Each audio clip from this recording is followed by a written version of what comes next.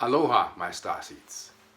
I'm here to share with you my activation initiation experience Kauai while we're here and give you a little bit of rundown of what this place actually does to you.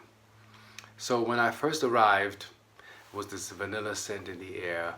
Also, they have something they call the night blooming jasmine. Incredible smell. Primrose, I think, gardenia, and all of these smells, the scents come out. Some of them when the flowers bloom at night. These plants set off these scents, and everything smells sweet. And you're thinking, well, did they light up some incense at the airport to welcome you, or what special effects? Like, I've never smelled anything coming from an airport like that.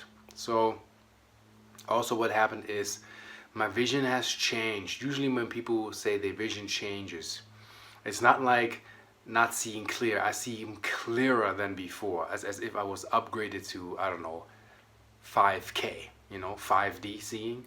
Look at the parallels in technology that's being developed right now, 4K. We're going 5K very soon.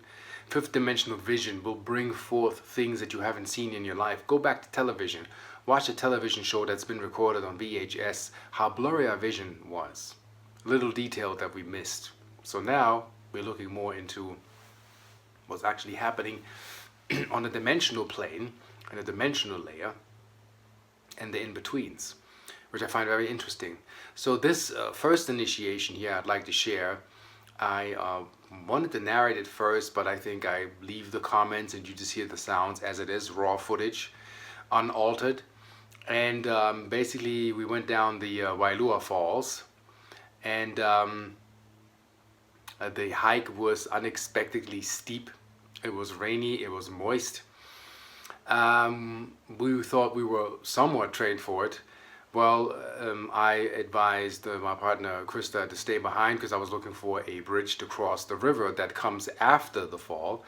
And I'm basically making my way to a big tree trunk that's laying over two rocks. And I'm thinking, oh, it's safe. And I'm screaming across to her like, film me, and feeling super safe. And the minute I reach for the next how do you say, the next tree that was a little smaller, I don't know what my intuition told me. Like, I reached for it, and then the thing gave. And some voice said, you needed initiation. Well, you chose that. We give it to you. And thank God that my phone and my camera equipment and everything I had on me was waterproof. And I plunged into the river, held on to the tree, thinking this is it. Krista thinks, oh my God, he's drowning. I also urge you, don't do that at home. Be wise. I've learned my lesson, humbled and shocked to bits. You know how you feel when somebody pulls down your pants? Well, the water god kind of like ripped down my pants. I'm in my underpants in the water, struggling to stay with my head above the water, not to get hit by the trunk that turned loose, going in that direction, as you will see. And I'm holding on with everything that I got. It beat basically all the strength that I had for that day, for that hike. It beat it out of me in, like, you can say 2 to 3 minutes. I'm crawling to the other side. I am documenting with camera on and off as I'm crashing myself, which is the initiation. And then crawling over the rock, and then making my way towards the jungle to find another overpass so I can come back screaming to my partner to not cross because it's too dangerous, because I fell directly into the current. You don't want to do that. So that little adventure I'll share with you. The downloads that I received there was the jungle is what it is. Same as I learned hiking living in Sedona. You have to learn the environment before entering the environment. That's half the rent. So we did not know the environment.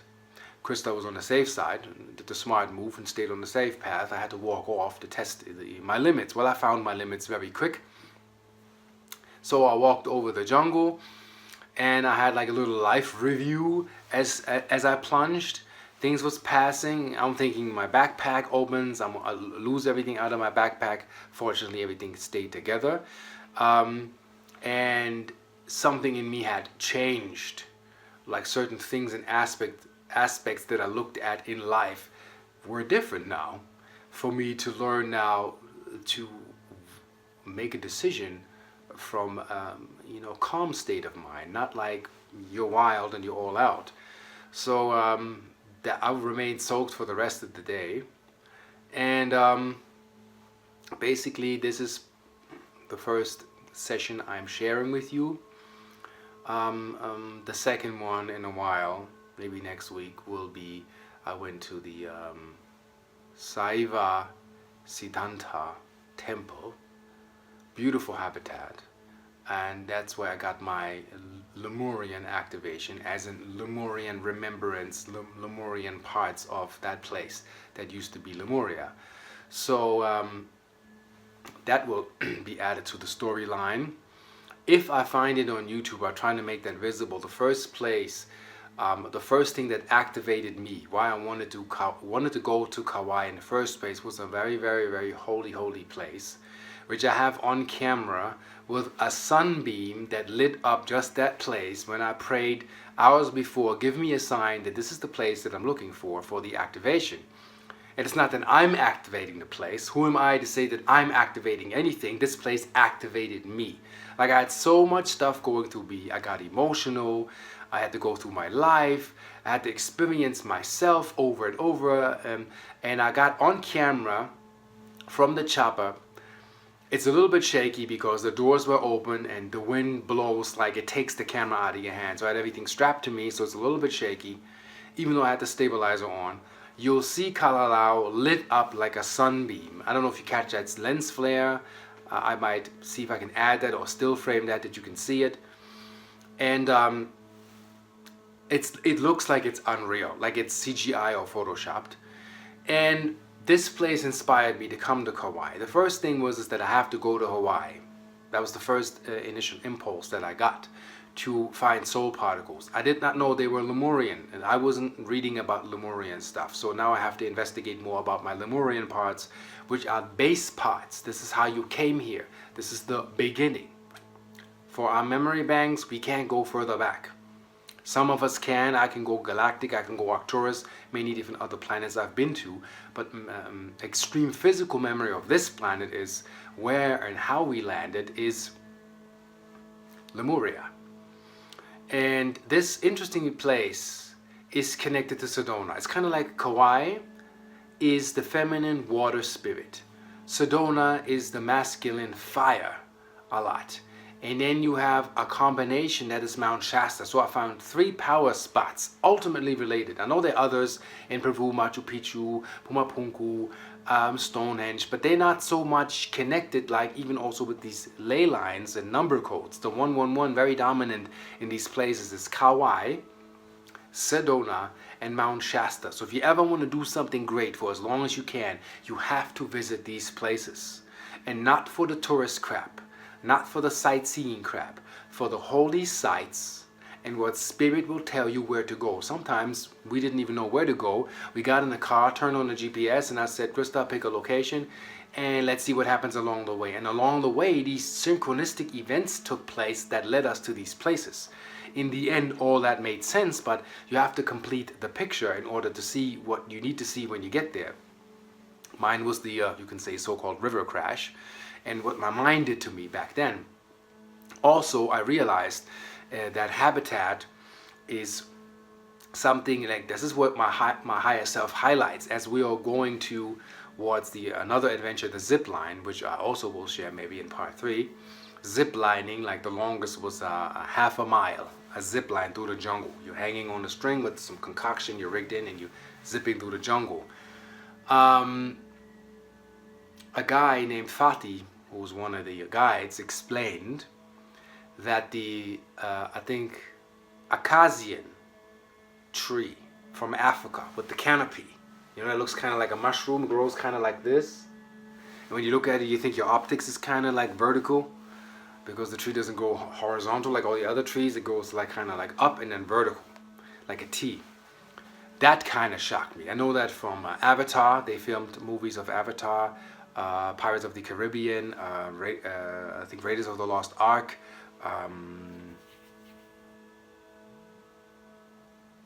the other famous movies that I can recall right now were filmed in that place.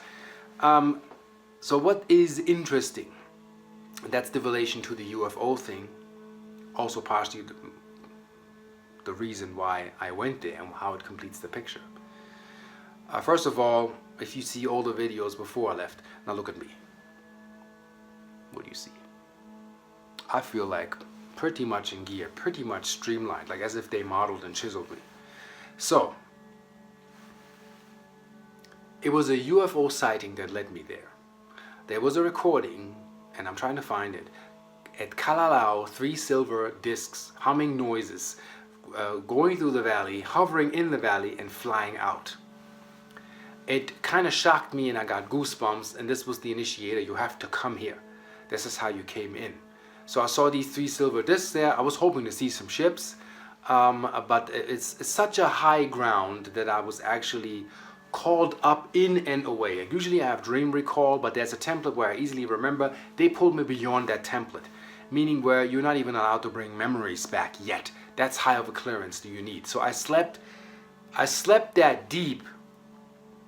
It must have been 30 years ago. I haven't slept that deep. Usually when you come home as a child and you recover from a long play outside and you fall asleep and you're gone. I was off the planet. I wasn't even close of being close. So the Kalalau discs that I've seen, 3 discs, inspired me to find that place Kalalau, which is a very, very holy place. The Tibetan monks and many others say the souls that incarnate on this planet, they come in through the north and they leave through the south. And I can affirm that by feeling the energies. North is a lot of landing taking place. The waves, the winds, everything comes in the north. It hits the north. That's my experience. Others might have a different experience, even people that live there. If you can add to the storyline, I'm still trying to investigate the storyline James T. Cook, how he landed, what races were brought there, how the Polynesians got there, and tapping into Lemurian lifetimes and connecting that to make the picture complete for me.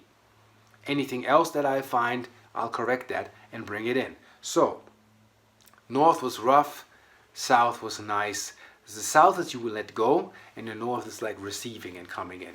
So, going through this initiation and self-remembrance memory complex process on Kauai, I also realized the habitat. Sedona, red sand, iron oxide, and silica quartz, combined with lava, combined with water, highly ionize the air. What happens to the African acacian tree is this. In Africa, they say the average lifetime this tree needs to reach the full height and prosperity is 80 years, 8 and a 0. Well, when these trees were imported from Africa to that island, that tree needs 20 years to reach its full height and prosperity. That's high. That's as high as the life force is on this island. So is higher dimensional ship activity. Interestingly, is they have a military base by that place, Kalalau, and a geological survey stations, a HARP system, and a radar tower. Very interesting that this sits right by that spot. You make up your own mind. You know, this can all be a cover for all I care. It gave me a little bit of a goosey bumpy feeling. You always find that when there are vortex pointers or UFO traffic, you find a base, you find a geological survey station, you find a radar tower. There's a book called The Grid that talks about that. Every place that you can find sits on a grid. So I still have to look at the longitude and altitude and where exactly we're sitting at, what that actually means.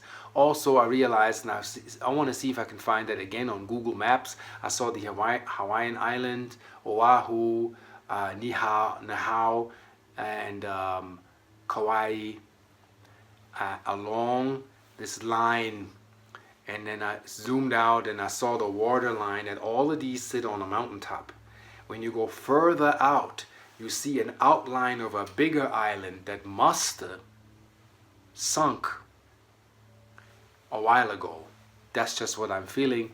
that was Lemuria and was much bigger. And a lot of cities and ancient remnants and ruins, if you dive in that region, unexplored so far, but I know when divers go there, they will find temples, structures, streets, cities, and whatnot. If that's not even visible on Google, you Google that, check that out for yourself. From the coastline from America on over, go over, and then zoom out and then look at the grounds, and you'll see this line shimmering around it. Well, that's the original island.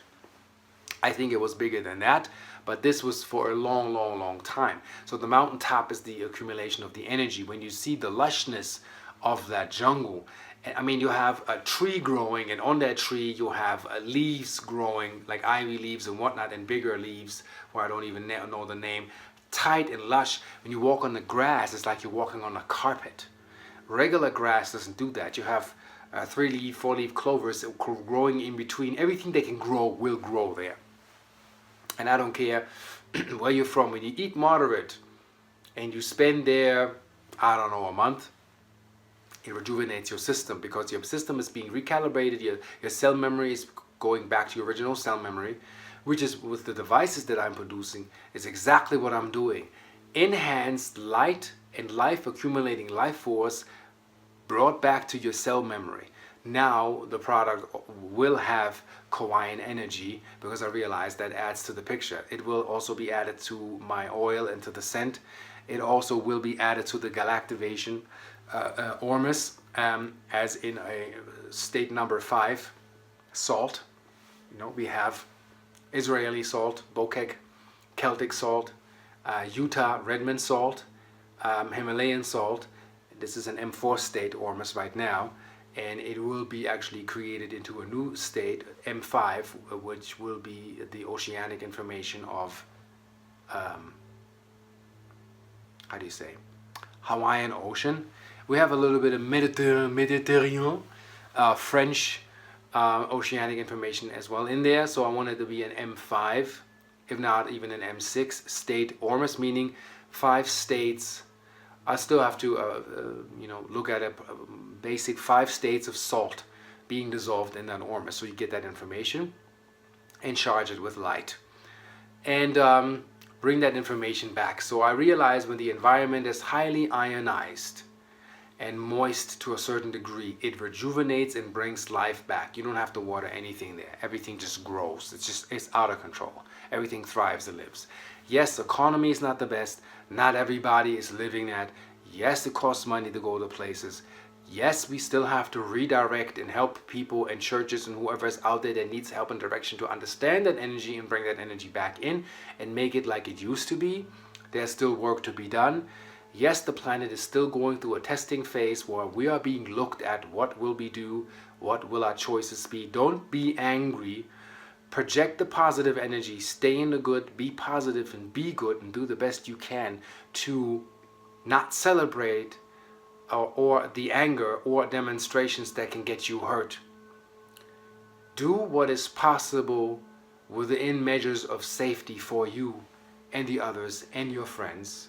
And on that note, I thank you for watching, and following this, you will see my little adventure and more to come. Mahalo.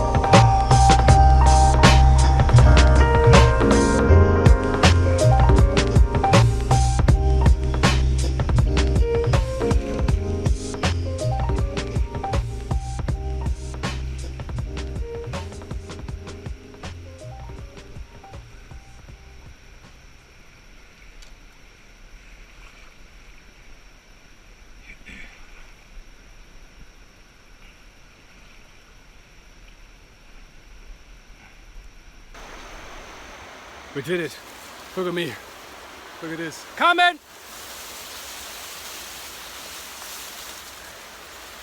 This is as tight as it gets. Don't do it at home.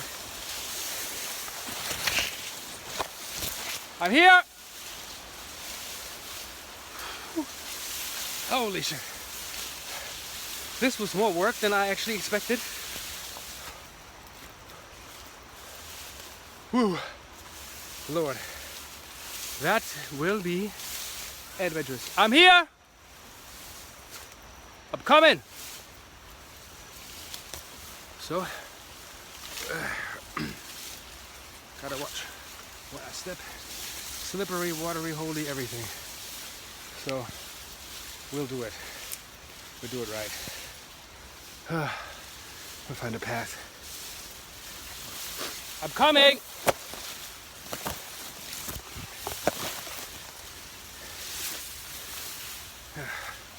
In the water again. Side streaming it. This will be a memorable moment. I'm coming! I am on my way. Okay, almost there. Coming. So it's about being vulnerable, loving, being open to the currents of the tides. So this is basically the activation point, Wailua Falls. It's kind of like, you can say, how do you say, Indiana Jones here. Amazing place. And yeah, activation is what you experience here. How do you perceive the experience? I'm gonna make this short. We don't have a long thing going on here. And planning to go swimming back there into the lagoon. Sun's coming out. And yeah, it's eventful. When you experience yourself, also when you experience your limits. Interestingly, that place has me so open that I'm seeing like light lines, like these rainbowy lines, rainbowy structures. I know that I'm protected. I know that I have life ahead of me, like everybody else. So